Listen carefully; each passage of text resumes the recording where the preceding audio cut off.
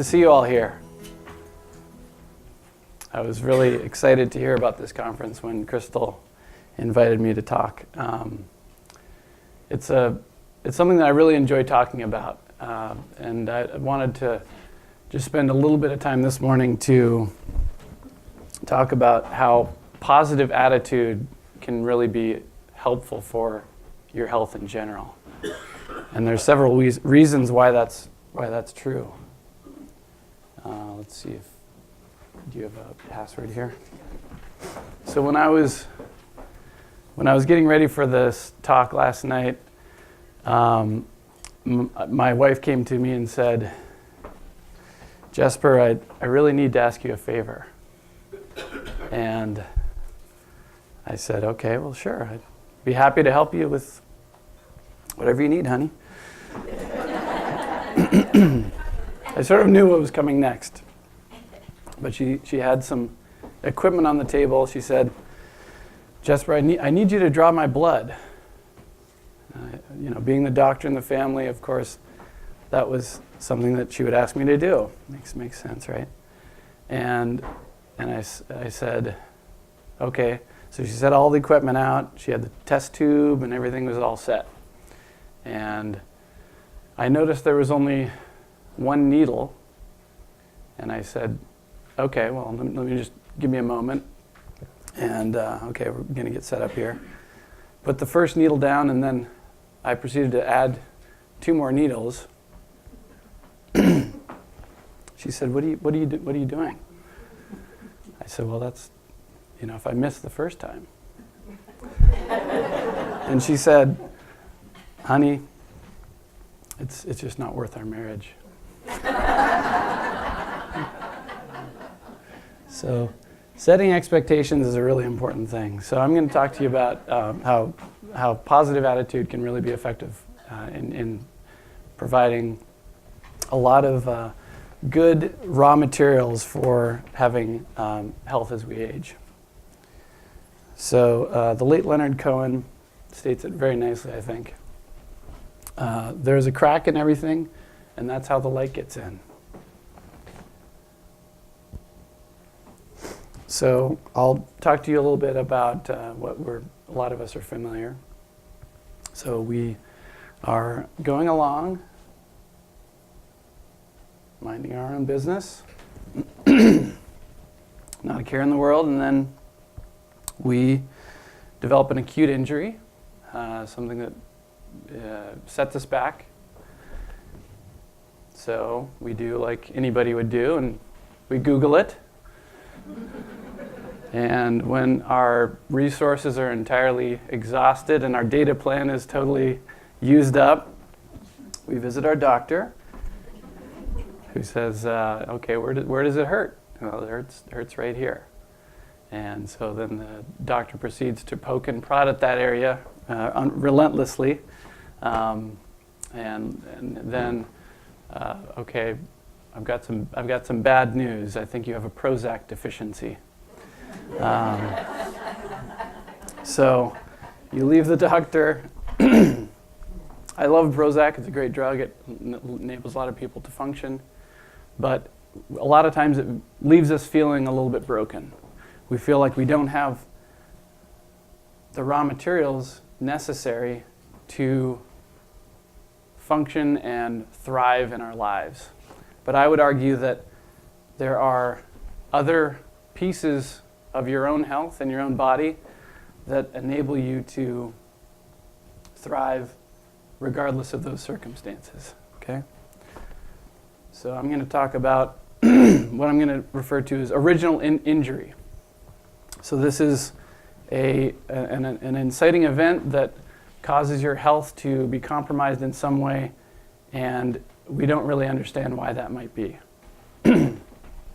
There might be a diagnosis with it, and there may not be. It could be an inflammatory condition. It could be something that causes our body to create an immune response. And understanding that immune response and understanding our bodies and understanding how our body works with us rather than against us, I think is important to really move through a process like that. So I'm going to talk about the environment of health and how trauma, stress, and psychological factors can influence those processes. They're actually adaptable. And then the genetics and the epigenetics that you can utilize to make sure that your mechanisms of healing are intact and they work for you again and rather than against you. So the first one is going to be in the inflammatory response. So this is, let's say it's an acute inflammation of a joint or something of that nature. Inflammation, we oftentimes villainize. Inflammation is a very important piece of our healing process.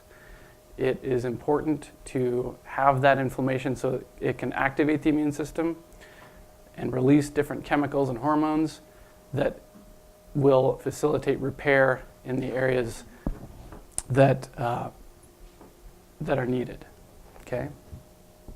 So in one way to think about it, sometimes when things are falling apart, they may actually be falling into place.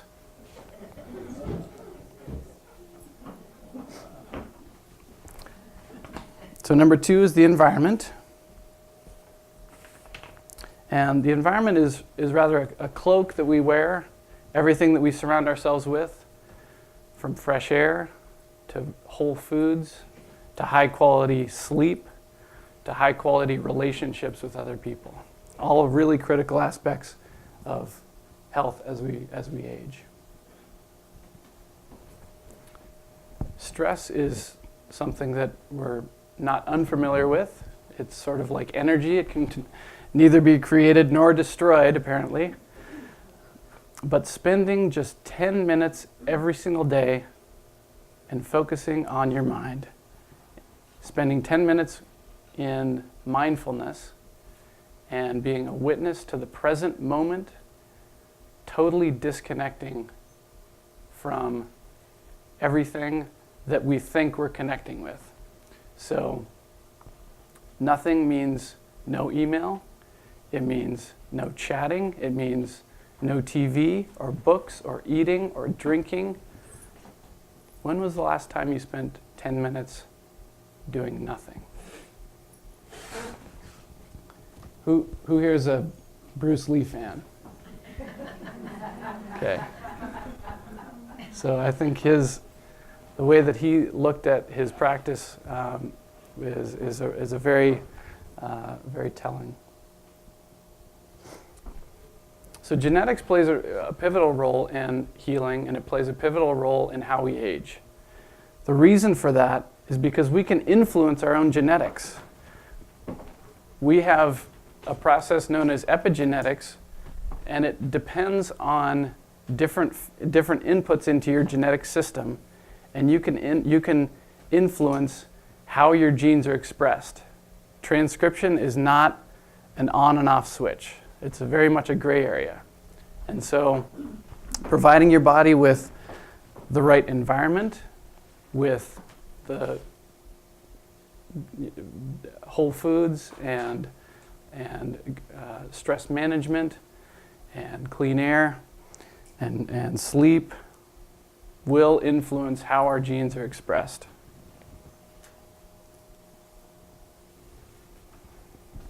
So creating lasting and positive health is dependent on several things that I think you can do today.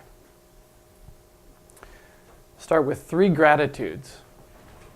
So identifying 3 people in your closest social network and your expanded network and expressing gratitude for that person 3 times every single day. Journaling helps to train your brain to understand exactly why you're a great person and why your body was designed the way it was, and it can actually utilize its own resources to heal. If you journal every day and reflect on the past 24 hours and one positive experience you had over the last 24 hours, your brain will actually relive that moment, and it is much easier for your brain to then accept positive influence going forward.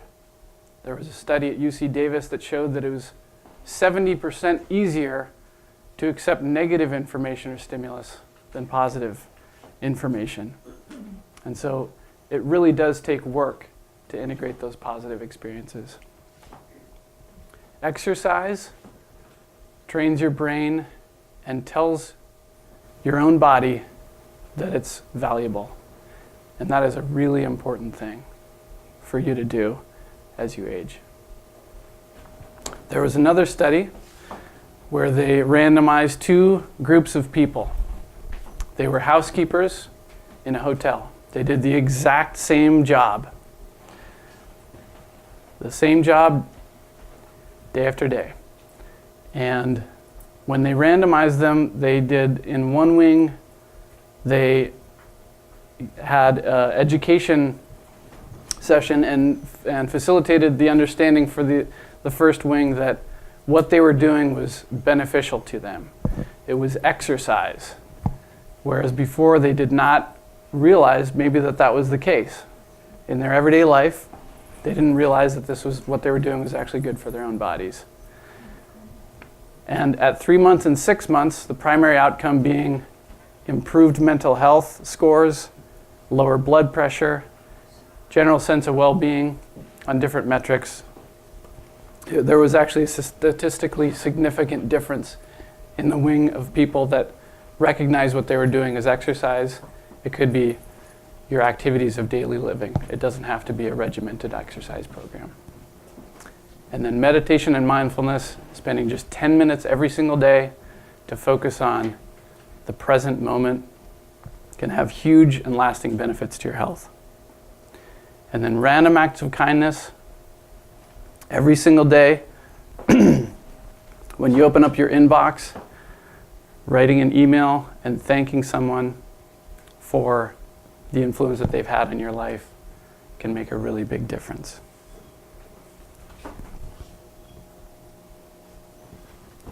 So a positive attitude can really affect your health in a lot of different ways. And you have the tools to do it starting today.